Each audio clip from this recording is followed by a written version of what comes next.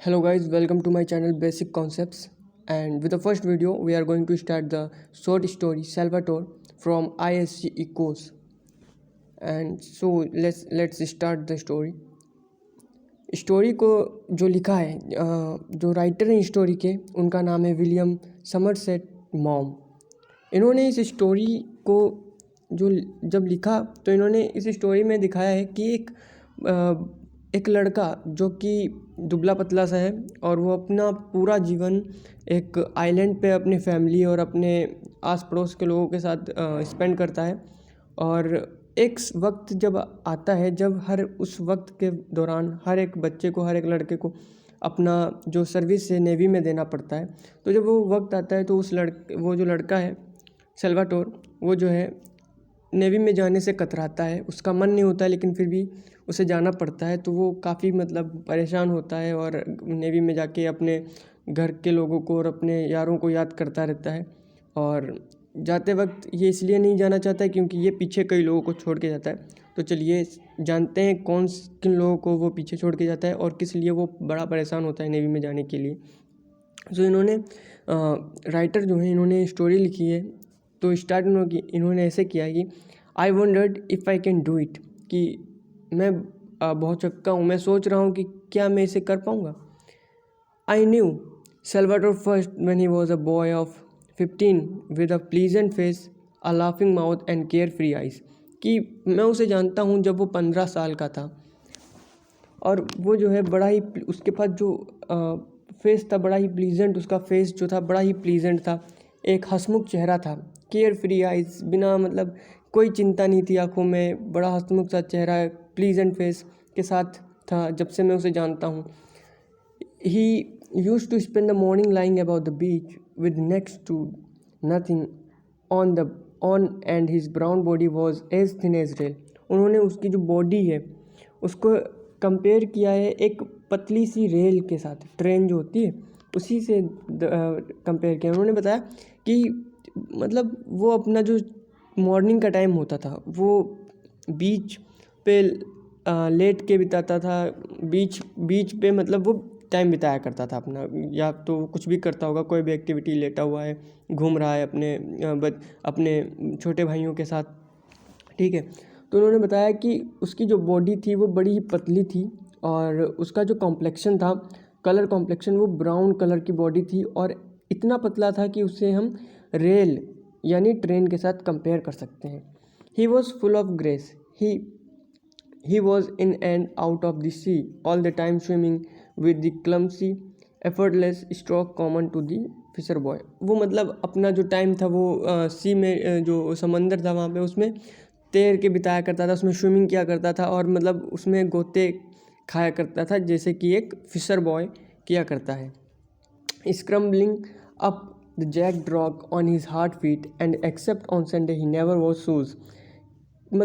हमेशा वो जो है ऐसे ही घुमा करता था रॉक्स पे इधर उधर, और बताया कि सिर्फ संडे को ही वो शूज़ को पहनता था। He would throw himself into the deep water and a cry of delight. His father was a fisherman who owned his own life vineyard and Salvatore acted as nursemaid to his 2 younger brothers।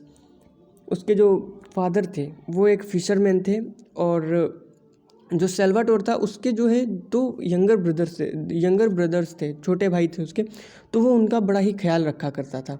और जैसे कि जो उसके younger brothers थे तो वो कहीं दूर जाने लगते थे समंदर में, या फिर समंदर की तरफ जाने लगते थे या कहीं दूर जाने लगते थे, तो वो क्या करता था, उनको चिल्ला के वापस बुला लेता था कि ज़्यादा दूर मत जाओ। और वो उनका बहुत ही ख्याल रखता था, एक नर्स मेड की तरह अपने यंगर ब्रदर्स का वो बहुत ही ख्याल रखता था। और उनको जो है वो जब ज़्यादा धूप होती थी तो उनको जो है वो कपड़े पहनाता था और घुमाता था खूब। और जब खाने का टाइम होता था तो उसे अपने भाइयों को खाने के लिए बुलाता था।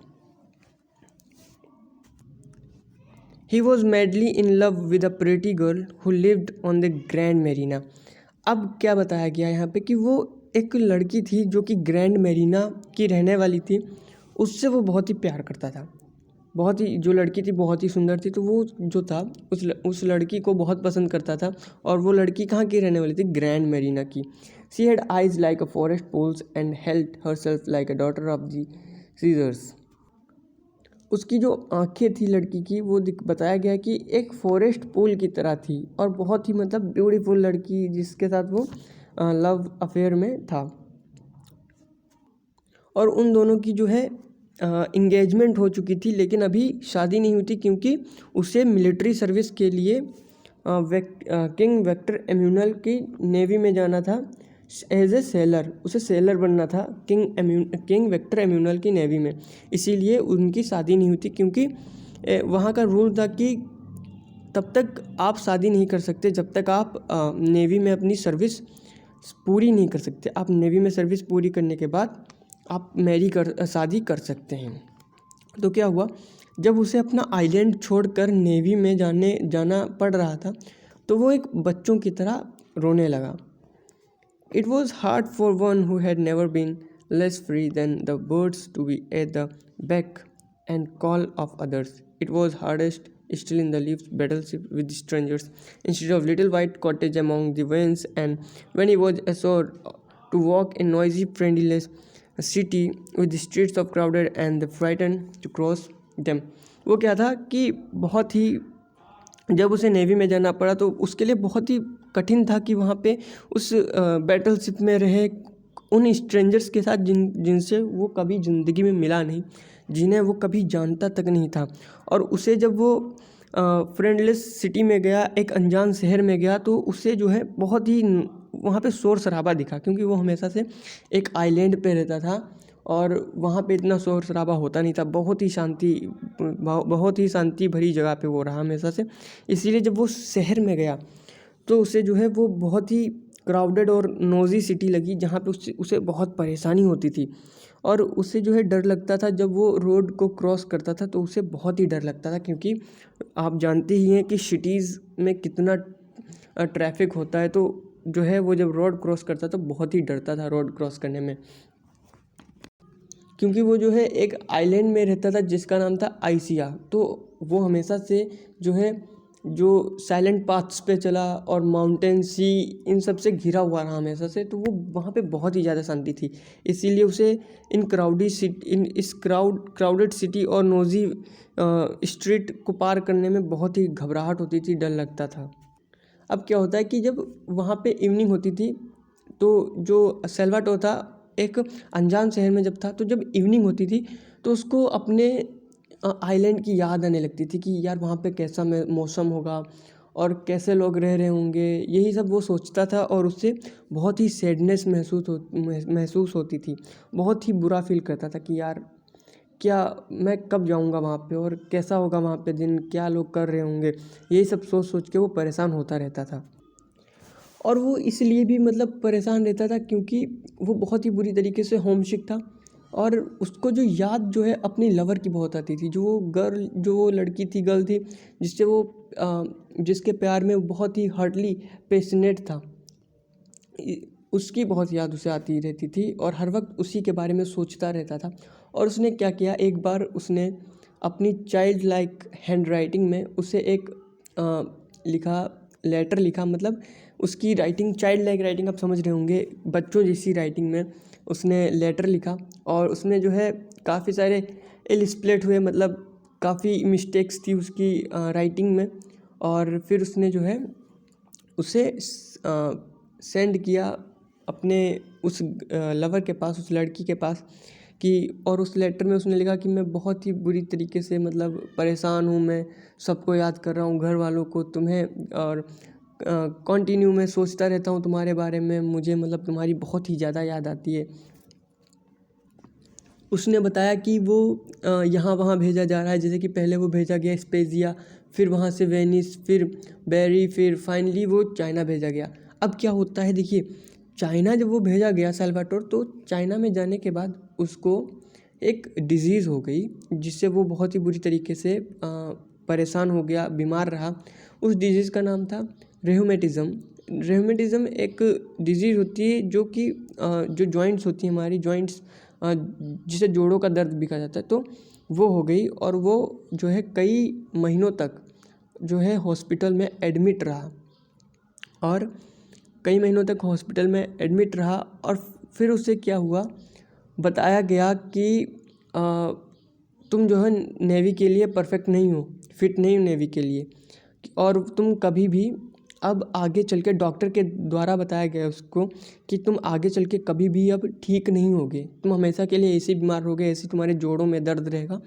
और वो जो है जब हॉस्पिटल में एडमिट था तो वो उस दर्द को एक डॉग, जैसे डॉग को मारिए तो वो चुपचाप सह लेता है मासूम सा चेहरा बना के, उसी तरीके से वो एक डॉग की तरह उस दर्द को सहता रहा। किस लिए?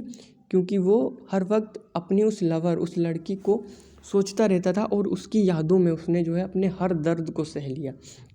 आगे चल के उसे बताया गया कि आप नेवी के लिए परफेक्ट नहीं हो, फिट नहीं हो, और आप ज़िंदगी में कभी भी दोबारा सही नहीं होगे।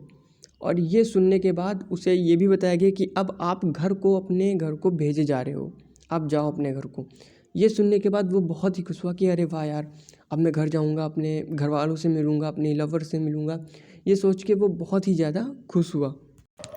अब क्या होता है कि वो वापस अपने घर को भेज दिया जाता है, और जब वो घर को भेजा जाता है और जब वो अपने बीच पे पहुंचता है, वहाँ पे जब वो बोट से उतरता है तो वो देखता है कि एक किनारे पे उसके घर वाले माँ बाप खड़े हैं, उसके भाई खड़े हैं, और लेकिन उसकी जो आंखें थी वो उस लड़की की तलाश में थी कि यार वो मुझसे मिलने क्यों नहीं आई।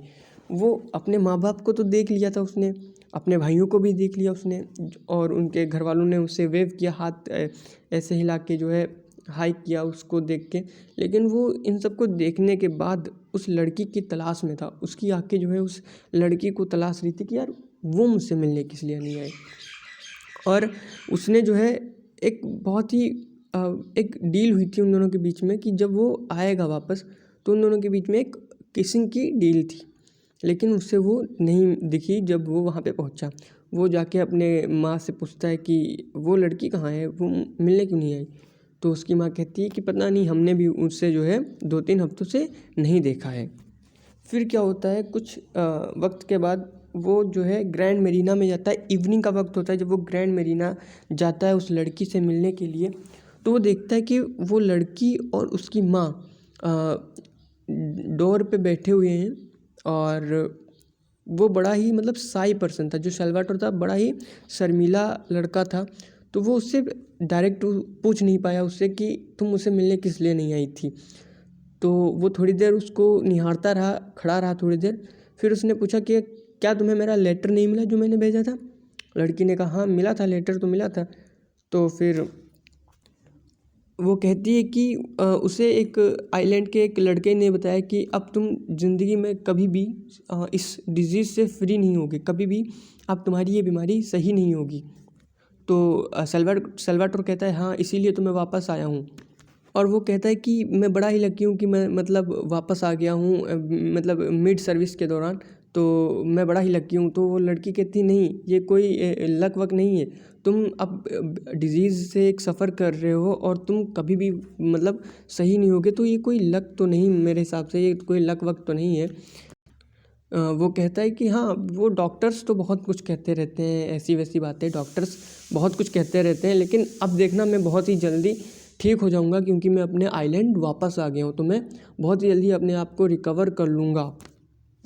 फिर वो क्या होता है, वो थोड़ी देर के लिए दोनों एक दूसरे को देखते रहते हैं और चुपचाप एक डिस्टेंस पे रहते हैं, खड़े रहते हैं चुपचाप साइलेंटली। तभी जो है उसकी जो गर्ल जो होती है, वो लड़की जो होती है ग्रैंड मेरीना की, उसकी जो माँ होती है वो उसके कानों में धीमे से कुछ कहती है कि उसके जो मदर होती है वो उससे चुपचाप कह देती है कि तुम साफ साफ इसे कह क्यों नहीं देती कि मतलब तुम्हें इससे शादी वादी नहीं करना। और क्योंकि जो वो लड़की थी, गर्ल थी, उसके माँ बाप भी ये जानने के बाद कि अब ये रूमेटिज़म से सफ़र कर रहा है, ये कभी भी सही नहीं होगा, उसके घर वाले भी और लड़की भी उससे शादी नहीं करना चाहती थी, क्योंकि उनका मानना था जो आदमी अपने लिए नहीं काम कर सकता तो वो उसको क्या कमा के देगा। इसी बात के लिए उसके घर वाले, उसके माँ बाप और वो लड़की उससे शादी नहीं करना चाहते थे। तो उसकी मदर ने क्या किया लड़की के कि उन्होंने उसके कान में चुपके से किया कि तुम कह क्यों नहीं देती कि तुम्हें शादी वादी नहीं करना है इससे। और फिर वो लड़की जो है साफ साफ उससे कह देती है कि मैं मतलब उस इंसान से शादी नहीं करना चाहूँगी जो कि एक आदमी की तरह, एक मैन की तरह वर्क ना कर सके, जो कि खुद में इतना स्ट्रांग ना हो, जो एक आदमी की तरह काम ना करे। और ये सुनने के बाद वो जो होता है लड़का चुपचाप सल्वाटोर वहाँ से चला जाता है।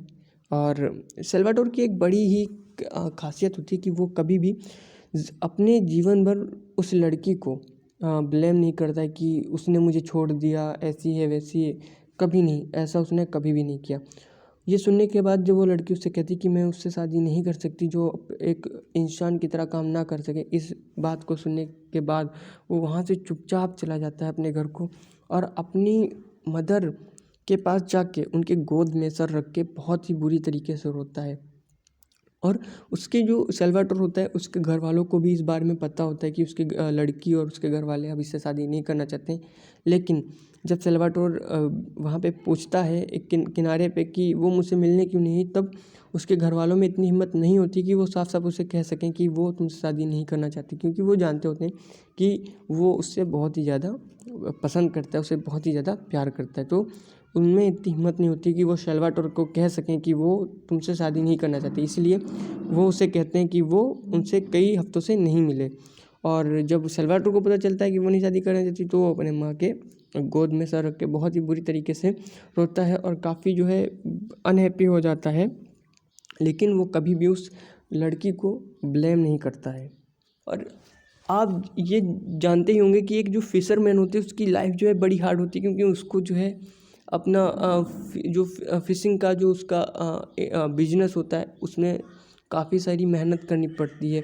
तो वो जो लड़की है वो समझता है, वो खुद अपने आप में सोचता है उस लड़की के लिए कि हाँ सही है यार, कि वो क्यों एक ऐसी लड़की क्यों ऐसे लड़के से शादी करेगी जो कि इतना स्ट्रांग नहीं है कि वो खुद के लिए काम कर सके। और तो वो उससे क्यों शादी करेगी जो उसको अच्छे से पैसे ना कमा के दे सके या उसको ख्याल ना रख सके। तो यही सोच के वो जो है अनहैप्पी तो रहता है, लेकिन वो क्या होता है स्माइल करता रहता है, लेकिन उसकी स्माइल में एक दर्द भरी बातें होती हैं। उसकी जो खुशी होती है उसके पीछे भी एक दर्द होता है।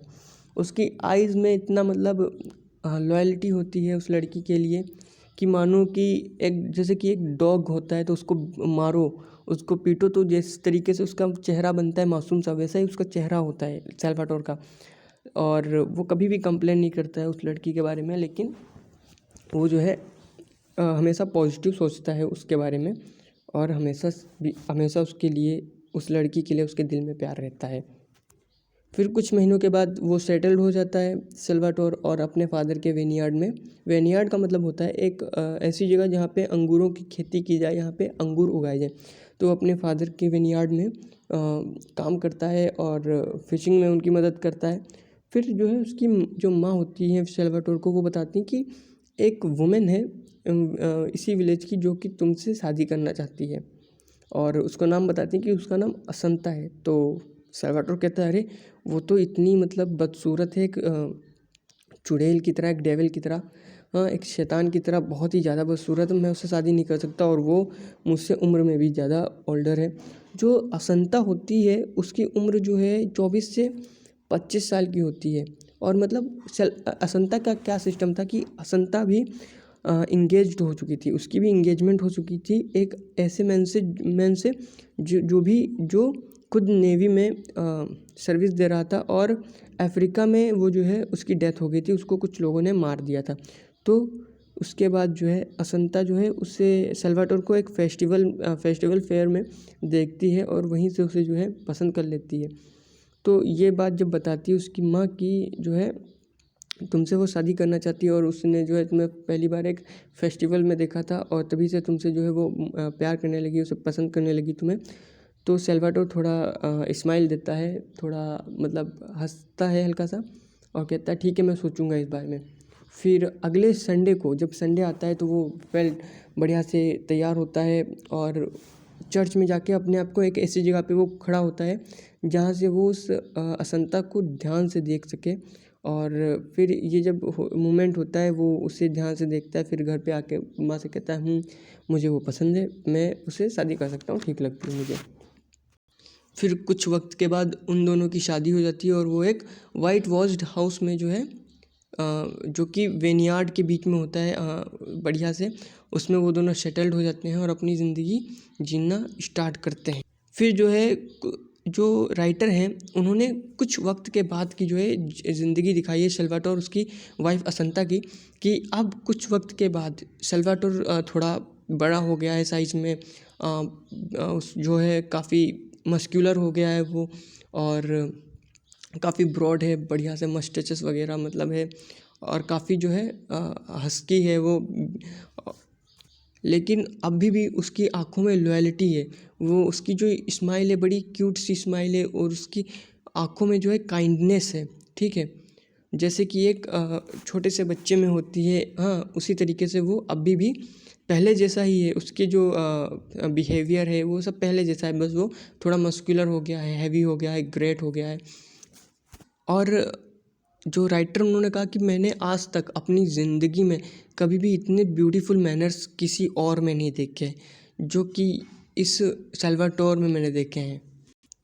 और जो असंता है वो थोड़ी सी ओल्डर जो है, थोड़ी सी ओल्डर लग रही है उससे, सल्वाटोर से, लेकिन उसके में कुछ डिसाइडेड फीचर्स हैं, लेकिन वो जो है दिखने में थोड़ी सी उससे उम्र में बड़ी दिखती है। और फिर यहाँ पे कहा है कि जो असंता है उसके पास एक जो हर्ट है, बहुत ही प्यारा सा हर्ट है, गुड हर्ट है, वो उसके पास जो हर्ट है बहुत ही मतलब अच्छा सा है, गुड हर्ट है, लेकिन वो फूल नहीं, क्योंकि आप जानो कि जो बहुत ही अच्छे दिल के लोग होते हैं उनको ज़्यादातर लोग बेवकूफ़ बनाते रहते हैं, उनको बेवकूफ़ समझा जाता है, क्योंकि वो सबके लिए अच्छा ही सोचते हैं। तो यहीं पे बताया गया कि असंता जो है गुड हर्ट की है, लेकिन वो बेवकूफ़ नहीं है, फूल नहीं है वो। और यहाँ पे बताया कि असंता जो है वो अपने हस्बैंड को, सल्वाटोर को बहुत ही प्यार करती है, उसे बहुत ही पसंद करती है और उसके साथ वक्त बिताती है। और जो फिर जब फिशिंग का सीज़न आता है तो वो क्या करते हैं, उनकी ज़िंदगी थोड़ी कठिन हो जाती है। जो सल्वाटोर होता है वो अपने भाइयों के साथ फिशिंग ग्राउंड में जाता है, अपना फिशिंग करता है, और जो उसका बोट होता है उसको 6 माइल्स तक खींच के ले जाना पड़ता है, और पूरी रात वो वहीं पे बिता देते हैं। प्रॉफिटेबल कटल फिश जो होती हैं, जो कटल फिश में दिखाया गया कि कटल फिश की वो फिशिंग करते हैं, कटल फिश को वो कैच करते हैं, फिर उनको जाके नेपल्स में सेल कर देते हैं। तो वो पूरे फिशिंग सीजन में यही करते हैं कि रात भर वो फिशिंग करते हैं, मछलियों को पकड़ते हैं, फिर उन कटल फिश को जाके नेपल्स में सेल के लिए जाते हैं, ठीक है। और बाकी का टाइम जो दिन में जो टाइम मिलता है उनको, वो पूरा अपना टाइम वेनियार्ड में बिताते हैं, वहीं पे काम करते हैं। जब हीट होती है तो वो काफ़ी गर्मी में भी वो काम करते रहते हैं। और इसमें दिखाया कि रूमेटिज़म के दौरान भी उसे डिज़ीज़ होता है, अभी भी उसे बीमारी है, वो काफ़ी दर्द से गुजरता रहता है, लेकिन वो बहुत मेहनत करता है अपने परिवार के लिए, अपने भाइयों और अपनी वाइफ के लिए। और जब वो इन सब कामों से थक जाता है तो वो बीच के किनारे बैठ के, रेत पे बैठ के स्मोकिंग करता है और थोड़ा आराम करता है। और यहाँ पे दिखाया है कि जब वो बैठ के आराम करता है, सिगरेट पी रहा होता है, तो वहाँ पे कुछ टूरिस्ट आते हैं, फॉरेनर्स के, और वो कहते हैं कि ये जो इटालियन लोग हैं, ये जो स्टोरी है ना वो इटली की दिखाई, तो बताते हैं जो इटालियन लोग हैं ये बड़े ही लेज़ी टाइप में, कोई काम क्या नहीं है, ये सब सिर्फ पूरा दिन लेटे रहते हैं, सिगरेट पिया करते हैं, तो यही दिखा वो बोलते हुए चले जाते हैं। लेकिन उनको सच में नहीं पता कि जो सल्वाटोर है वो कितनी मेहनत करता है। रूमेटिज़म के दौरान भी उसके जॉइंट्स में पेन होते रहते हैं, लेकिन फिर भी वो अपने परिवार के लिए बहुत ही दिल और जान से मेहनत करता है। कटल फिश को पकड़ता है, फिर उन्हें बेचने जाता है, सेल करता है। तो उसकी जो लाइफ थी बहुत ही टफ थी, लेकिन फिर भी वो हमेशा उसके चेहरे पे स्माइल रहती थी। और फिर क्या है कि वो कुछ उसके जो हाथ हैं ना, वो ये सारे काम करते करते काफ़ी हैवी हो चुके हैं, काफ़ी बड़े हो चुके हैं और मजबूत हो गए हैं, बिल्कुल आयरन की तरह। लेकिन उसके जो बच्चे हैं उनके, असंता और सल्वाटोर के 2 छोटे छोटे बच्चे भी होते हैं, तो वो जो है अपने बच्चों को बड़े ही नाजुकता से पकड़ता है, उठाता है और उनको सी में नहलाता है। तो जो बड़ा वाला है, बड़ा वाला जो है उसको तो पता होता है कि मुझे नहलाया जा रहा है, लेकिन जो छोटा वाला है जब उसे पानी में डिप करता है वो उसे नहलाने के लिए, तो वो रोने लगता है। और वो अपने जो उसके हैंड हैं उनको, जो हैंड्स हैं ना सल्वाटोर को, उनको जो है लेग्स ऑफ मटन के जैसे डोनेट किया गया है। एक तरीके से उसके हेड को, हैंड्स को जो है लेग ऑफ मटन कहा गया है, तो याद रखिएगा, ठीक है। और वो अपने बच्चों को काफ़ी अच्छे तरीके से मतलब पाल रहा है, पोस रहा है, उनको एक फ्लावर्स की तरह कोमलता से रखता है। और फिर जो लास्ट स्टेंजा है उसमें जो राइटर हैं उन्होंने कहा है, उन्होंने फिर से लिखा है कि I started by saying that I wondered if I could do it and now I must tell you what it is that I have try to do. कि मैंने ये कह के स्टार्ट किया था कि मैं क्या ये सोच रहा था कि क्या मैं इसे कर सकूँगा, लेकिन अब मैं आपको बता दूं कि मैं क्या कोशिश कर रहा था करने की। फिर उन्होंने कहा कि मैंने कुछ पेजेस में मैं चाहता था कि मैं आपकी जो अटेंशन है उसको होल्ड कर सकूं, उसको अपने स्टोरी में लगा सकूं, आपकी जो अटेंशन है, हाँ, आपका ध्यान जो है अपने इस कुछ स्टोरी में लगा सकूं, इस कुछ पेजेस की स्टोरी में। उन्होंने बताया कि बस मैंने एक सिंपल सी स्टोरी लिखी है, एक कॉमन फिशरमैन की, जिसकी लाइफ जो है बहुत ही प्रॉब्लम से गुजर रही है, लेकिन उसको डिजीज़ है जिसमें उसको काफ़ी दर्द होता है, लेकिन फिर भी उसके अंदर जो क्वालिटी है कि मतलब इतना गलत हुआ उसके साथ, उसको जिससे वो मोहब्बत करता था उस लड़की ने उसे ठुकरा दिया। हाँ, तो ऐसा होने के बावजूद भी वो उस लड़की के बारे में हमेशा पॉजिटिव सोचता है, और जब भी वो खाली टाइम बैठता है वो हमेशा सबके बारे में पॉजिटिव सोचता है। और ये क्वालिटी कुछ ही लोगों में होते हैं, जो कि एक्स्ट्रा ऑर्डिनरी नहीं कह सकते, लेकिन बहुत ही कम ऐसे लोग होते हैं जो जिनमें ये क्वालिटी होती है कि वो कभी भी किसी के बारे में गलत ना सोचें, हमेशा अच्छा सोचें, जो भी सोचें पॉजिटिव। तो आई होप आपको ये वीडियो बहुत ही ज़्यादा पसंद आया होगा, और अगर पसंद आया तो लाइक करिए और मेरे चैनल को सब्सक्राइब करिए, और कोशिश करूँगा आपको और भी ज़्यादा अच्छे वीडियोस दूँ। और जय हिंद, बाय।